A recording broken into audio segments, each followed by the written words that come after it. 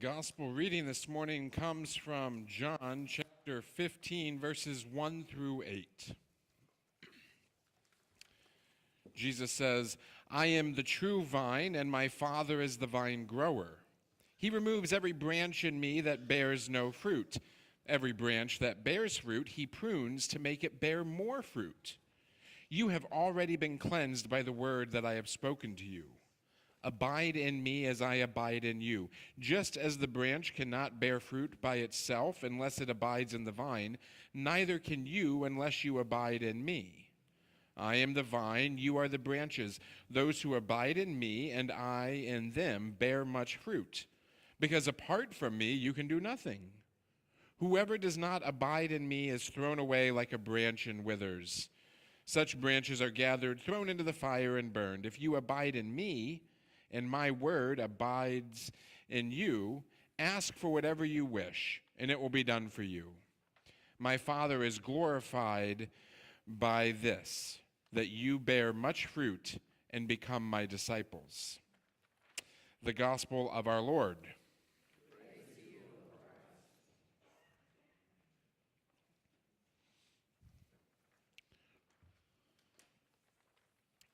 Let's start off with a question.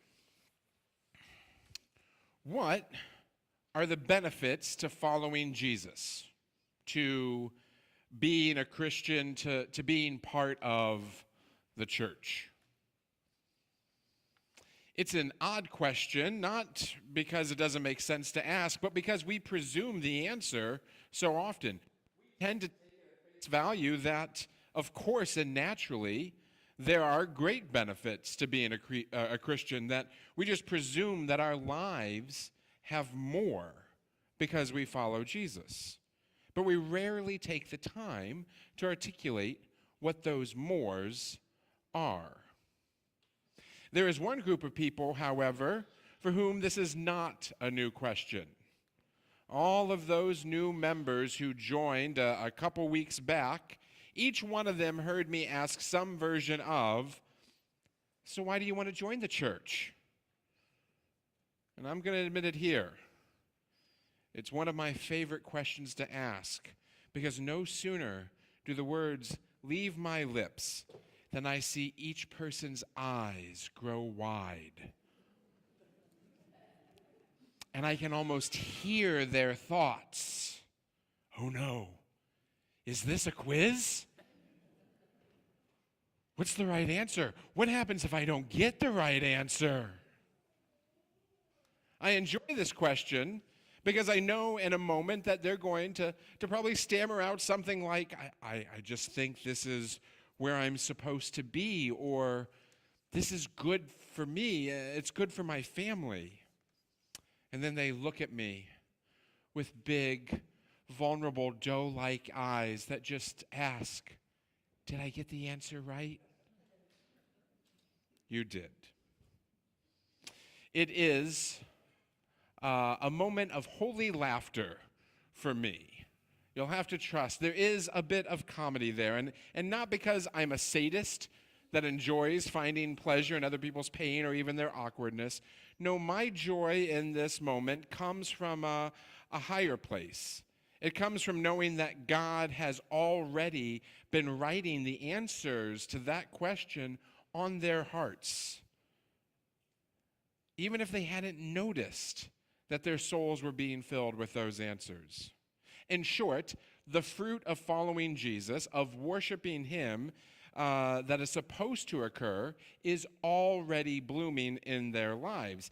And they just know that this fruit is good.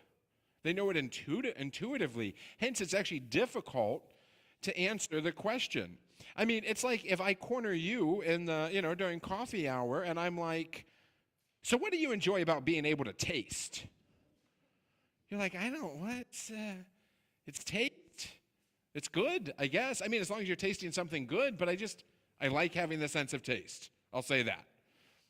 In fact, it's such an odd question, both what's the more of following Jesus and why do you enjoy taste? It's such an odd question that you almost look at the person who asks it like they're the weirdo. All of a sudden, people are looking at me like I'm the goofball. And again, this is as it should be. Once we find our lives grafted in God's life, it's just good. All this goodness is the more of being Christian, of following Jesus, and there is a lot of mores when we actually sit down and think about it. And in terms of the gospel lesson this morning, we should count these mores as fruit that grows in our lives when we're attached to the true vine.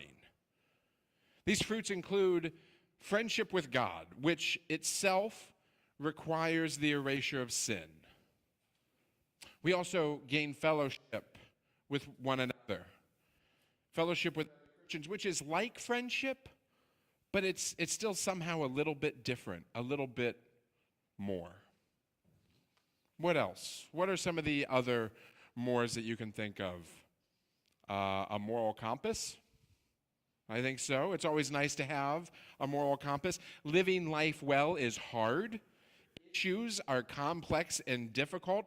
It's nice to have a God who cares about our living rightly, and scriptures like, let us love one another because love is from God. Find yourself in an ethical jam that's maybe too complex to reason or fight your way out of?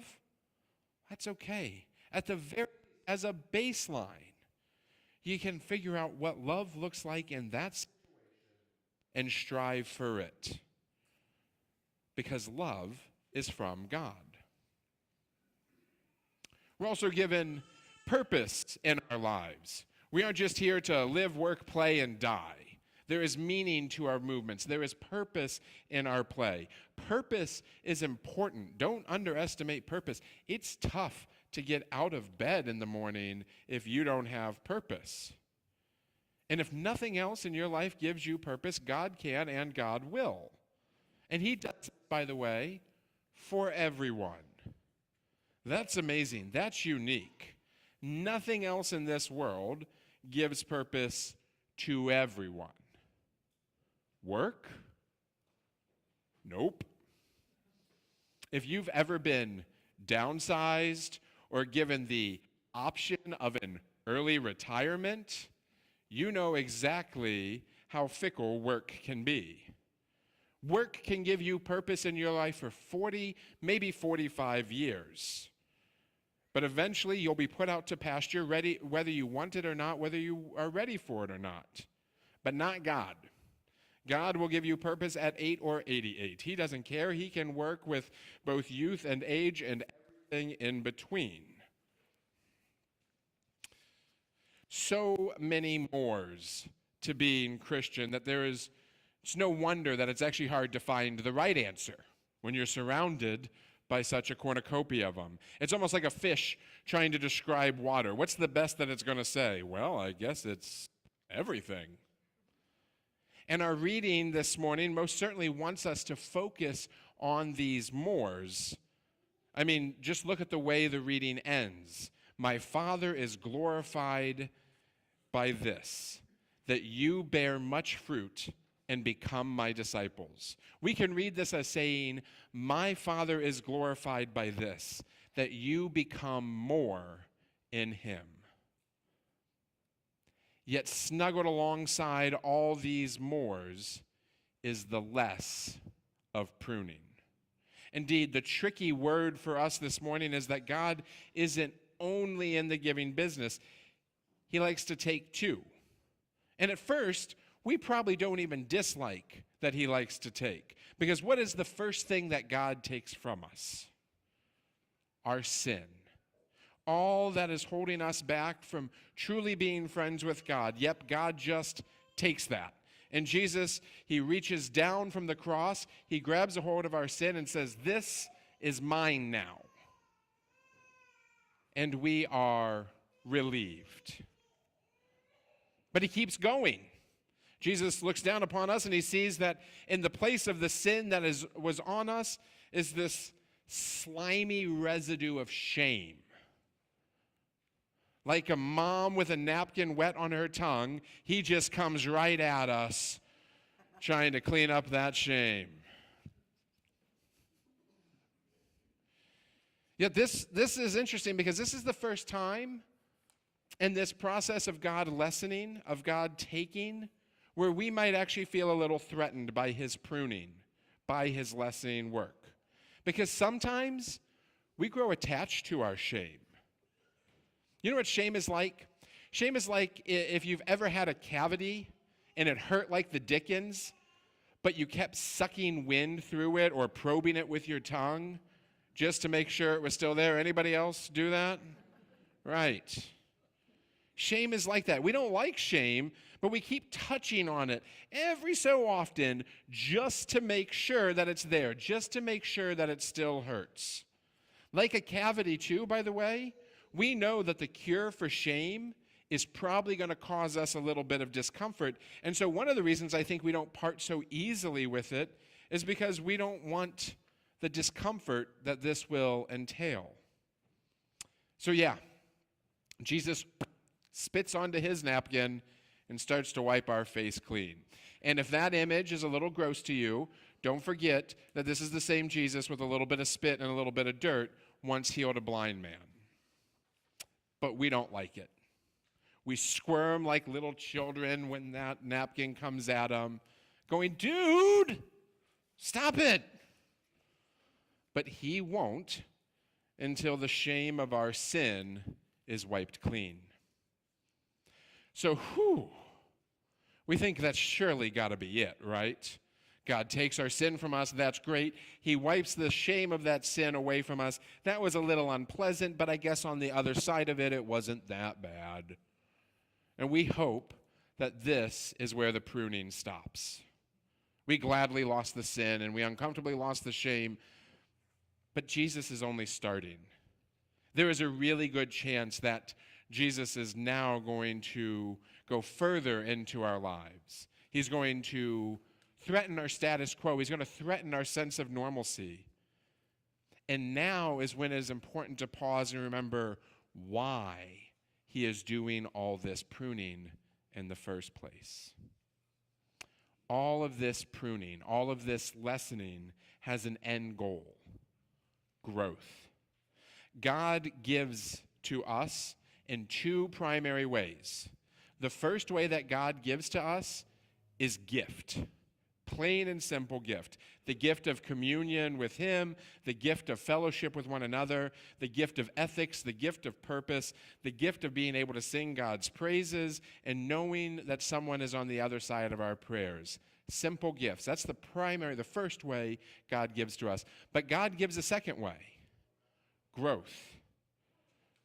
He doesn't just add on to you like a gift does. He adds on from you. He takes something that's already there and part of you, maybe a part of your life that hasn't flowered in a long time, if at ever, and he starts cultivating those parts for growth. And this is the hard work. Maybe, for example, you've always been just a little prejudiced in your love. I'm not talking in big, blatant ways. You don't have to have a swastika tattooed on your forehead to be prejudiced in love. But the little simple ways that we're all tempted to be prejudiced. Giving love to the folks who are easiest to love, the folks who are maybe a lot like us. For me, it's like the folks who laugh at my jokes. I just love those people more. And some of you laughed, so I know you want me to love you. That's great. And now you all do. Wonderful. So all of a sudden, when God decides he's going to prune that little bit of prejudice out of your life, he's going to start putting you in touch with the sort of folks that you might have otherwise passed by in the past. This, by the way, is a lot of what mission is all about. It's about putting a homeless mom with more bad decisions than good ones in front of you, and hearing God say, yes, even her, love even her. It's about facing a guy who, let's be honest about it, hasn't even tried necessarily to be a good father or a good husband or even a good citizen, and hearing God say, we're not actually done with him yet. Let's try a little of my love through you, huh? And at first, by the way, if you're hearing God say this, I can guarantee what you're going to try to do. You're going to try to do this work without sacrificing anything of yourself. Something deep down inside you will say, all right, I'm going to help this guy out. Let me see if I can't make him a little bit more like me. Challenge accepted. But that wasn't God's plan, was it? No, God doesn't want somebody that's a little bit more like you, though you're fine. God wanted to make that man a little bit more like him. And so you'll begin to work rather paternalistically, but quickly find that to do it well,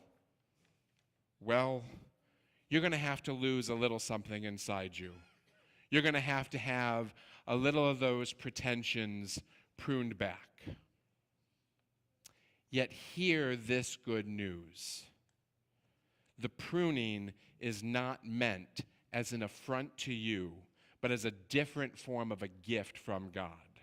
He is chopping away at the tangle of pretension so that new buds of love can bloom in your life. The good news is this, that even when God is making us less, he's still giving us more. I began my sermon by focusing on new members, maybe even new Christians to the church, but this process of receiving the gift of God's less is true for every one of us at every stage of faith and life. God, even at times, will take away good things from your life. Like, for example, maybe your current role as a leader in the church. And he will do this for the sake of making bloom a new good thing.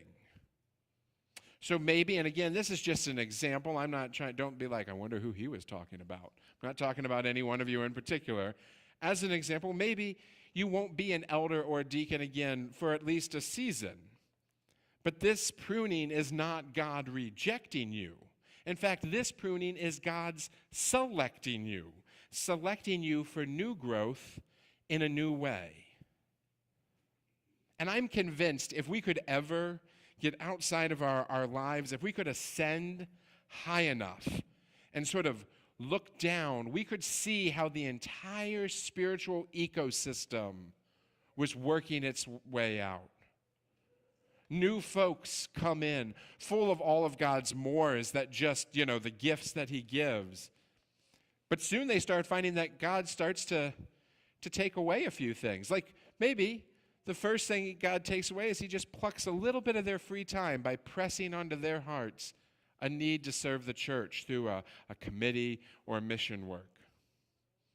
At the same time, God looks over and sees someone who has been serving for years, and he takes away some of that leadership, not again as punishment, but as pruning, so that this person can grow and flourish in new ways. In fact, I've even got a sense, if we could really see how it's all working out, maybe even as a mentor to these new folks who are coming on in and just finding their footing in their service. Around and around the cycle goes, each rotation spun by the very hand of God. I think we all come to this faith because we're astounded by the mores that God gives us.